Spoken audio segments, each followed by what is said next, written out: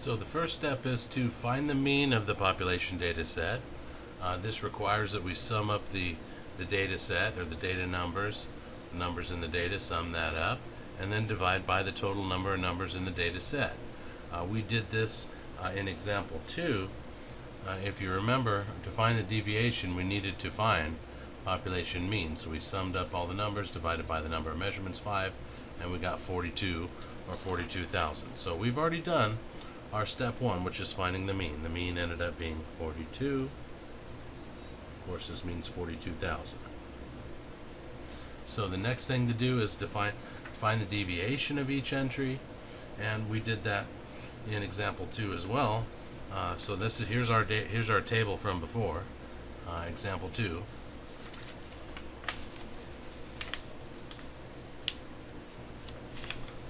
So we're trying to find population variance and standard deviation. Do that, it's quite easy. Find the mean on step 1. Next thing, find the deviation of each entry. So evidently what we need to do is make these two columns up as we did in example 2. List out the data as your x values in column 1. Find the deviation for each one of the numbers in column 1, and list those deviation numbers in column 2. So that's steps 1 and 2. Next thing to do is square each deviation. So we'll go ahead and make a third column, and in this column we're just going to take each one of our deviation numbers and square them, or multiply them by themselves. So this is first deviation number is -1, so I'm going to square that, and that's of course +1. Next deviation number, -4, square that, I'm going to get +16. So we're just squaring each one of these deviation numbers, or multiplying them by themselves.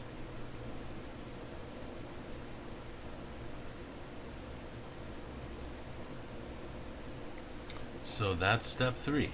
Square each deviation. Make a third column there where you're going to square each deviation. In step 4, we want to add column 3, or add the sum of the squared deviations now. So let's get a number for the sum of this column here. That's what the numerator is in the variance formula. It's just the sum of the numbers in this column. So we'll get a sum for that. Calculator. And it comes out to being 60, or $60,000 squared. So that's step 4 complete. Now we're going to take that number, the sum of the squares, and divide by the population size n, which of course is 5, the number of measurements that we get in the population. So that's just going to be 60 divided by 5, and that's 12, or $12,000 squared. $12,000 squared.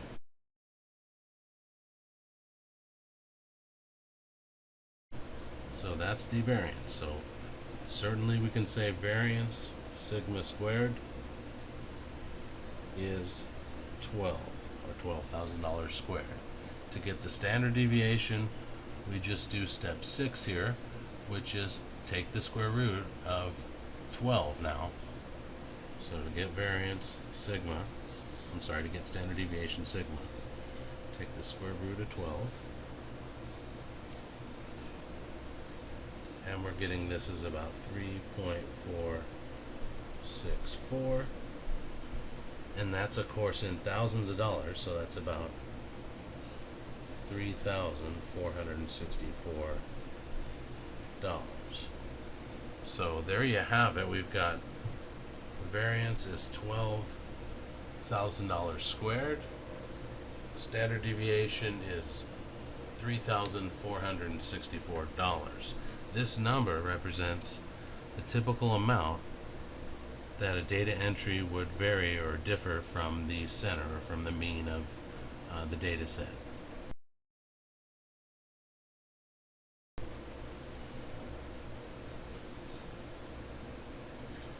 Some properties of standard deviation are the following. The standard deviation is the typical amount that a data entry deviates from the mean, or the center of the data.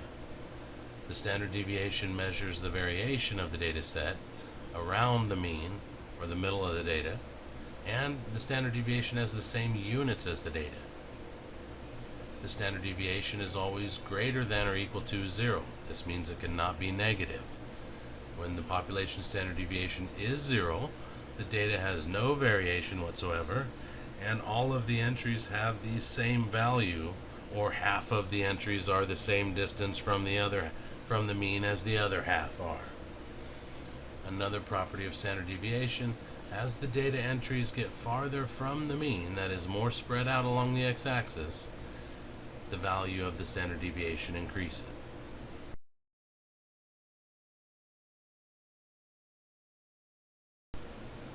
Let's go ahead and take a look at formulas for sample variance and sample standard deviation now. Recall we're going to use s squared as the symbol representing sample variance, and we're using s, lowercase s, to represent sample standard deviation. Now these formulas are not exactly the same as the formulas for population standard deviation and variance, and how they differ is, well, we use s squared instead of sigma squared for sample variance, and we use s instead of sigma for standard deviation. And the other thing you may notice is in place of mu, we're using x bar, sample mean, and the denominators are different. So when you go to find sample variance and sample standard deviation, you do things exactly as we did in the previous example. You do steps 1 through 4 exactly the same. The only difference is when you get to step 5, you divide by n minus 1, the sample size or the number of entries in the sample, minus 1. That'll give you the sample variance, the average of the squared deviations. And we do this because it's what classical statisticians and those who initially taught statistics decided we were going to do, and so that's a convention or a behavior that we've adopted. And we're going to do this because statisticians notice that on average, if you divide the sum of the squared distances, or the sum of the squared deviations, by n minus 1, then the sample variance will give you a better estimate for the population variance. So it's a convention or a behavior that we adopted, and for good reason. So let's go ahead and take a look at an example here, example 4, and show exactly how we would find sample standard deviation. So in example 4, it looks like we have the same data set, the same 5 entries from example 1 here. Now let's assume now that this is a sample, and let's find the sample variance and sample standard deviation for this set. Step 1, we're going to find the mean. So assuming that the data set is a sample now, to find the mean is the same formula, just using different notation. Just sum up the data entries and divide by the number of data entries in the sample. This is of course going to give us the same number as before, 42. So this is 42, or 42,000.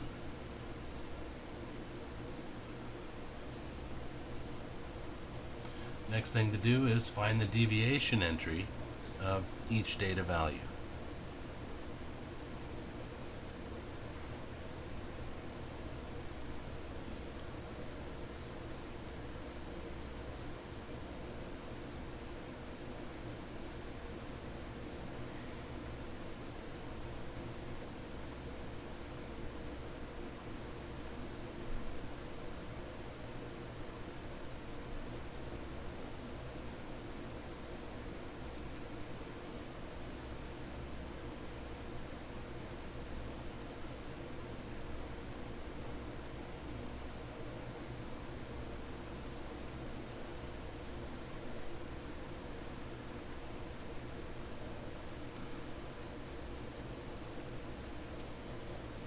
So it's the same 2 steps as before, and of course step 3 is the same step as before. Now just take each one of your deviation lengths, square those, And then in step 4, you're going to find the sum of those squares. And then step 5, we'll go ahead and divide the sum of the square distances by this time n minus 1 or 5 minus 1 or 4.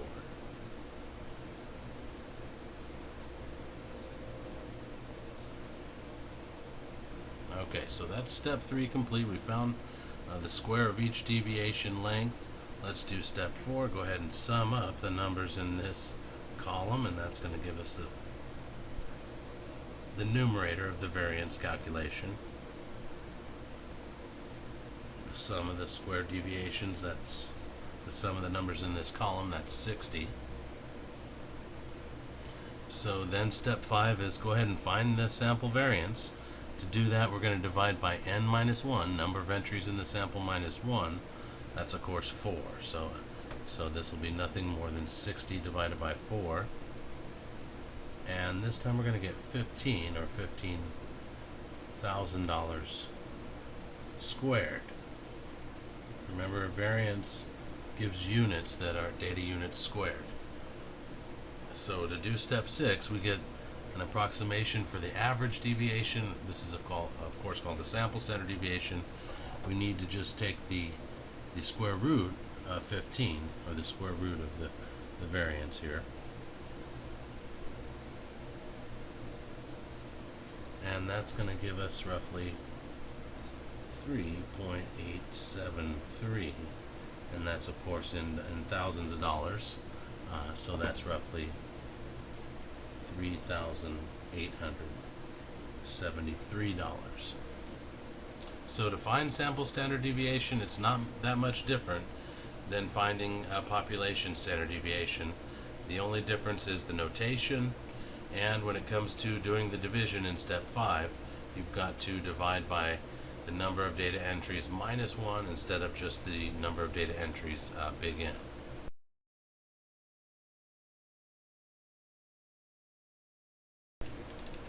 So on to the next thing here. We want to interpret standard deviation here. When you interpret standard deviation, remember that it is a measure of the typical amount an entry deviates away from the mean, or from the center of the data. And the more the entries are spread out in your data set, the greater the standard deviation. So we've got 3 graphs here, 3 graphs of a data set. We want to try this out now. For each one of these graphs, can you list the sample data being graphed?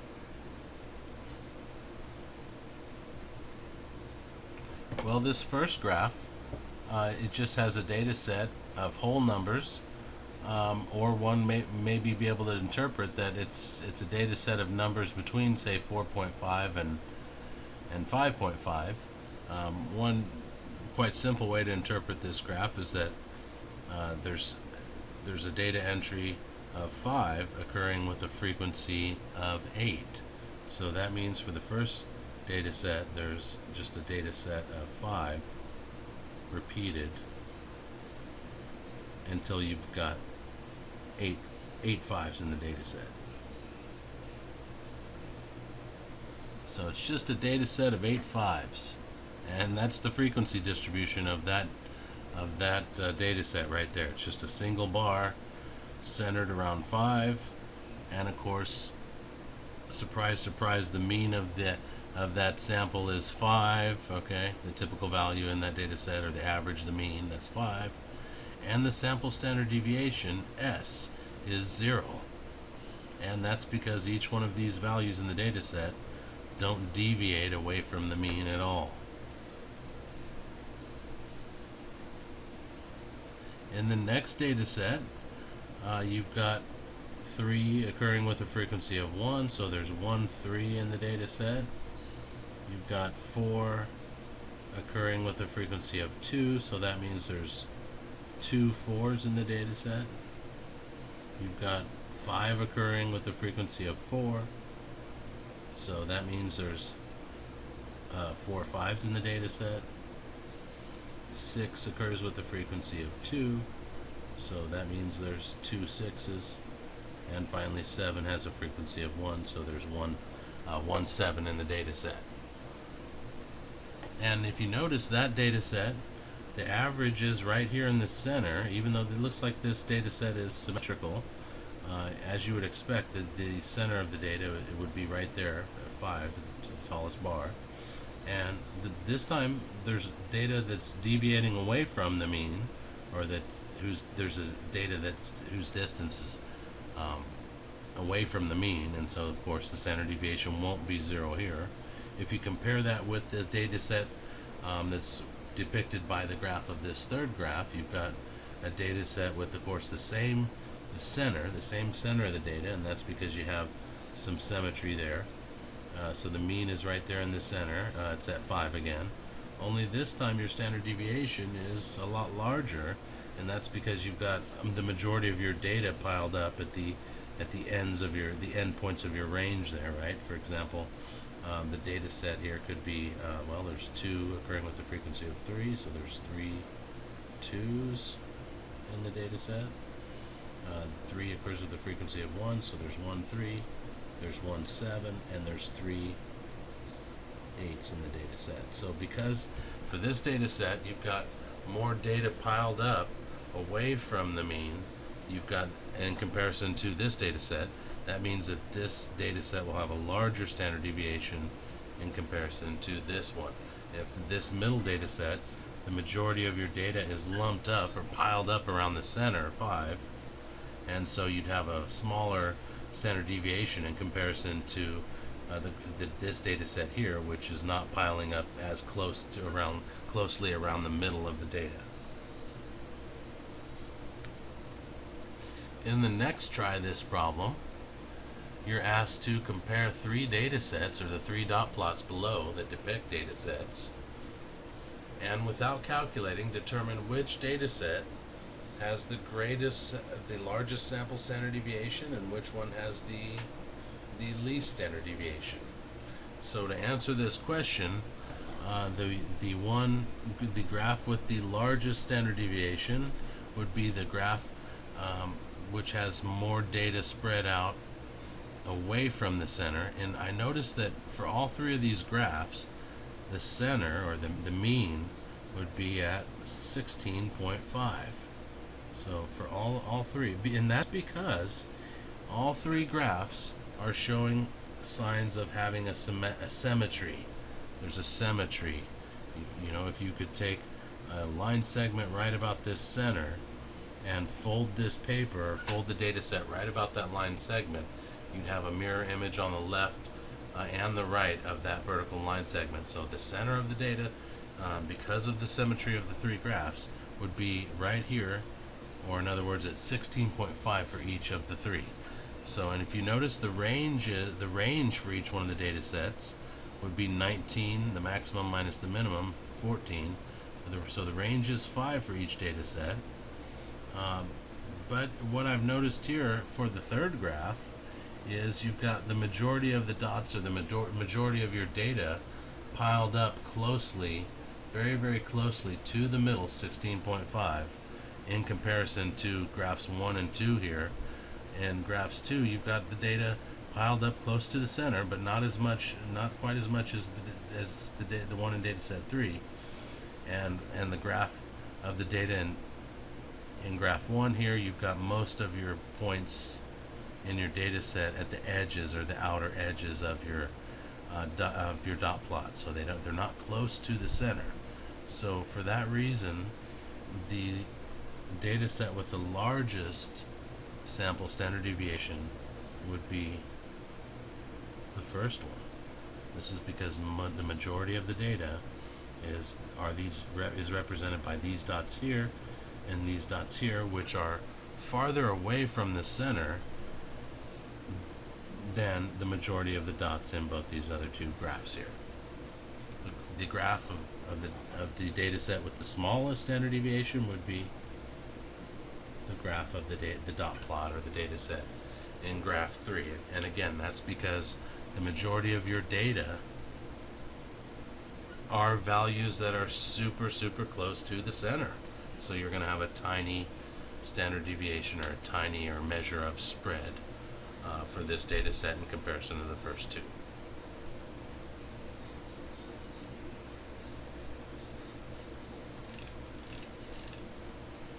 Okay, let's talk about one way to identify usual and unusual numbers or values in a data set.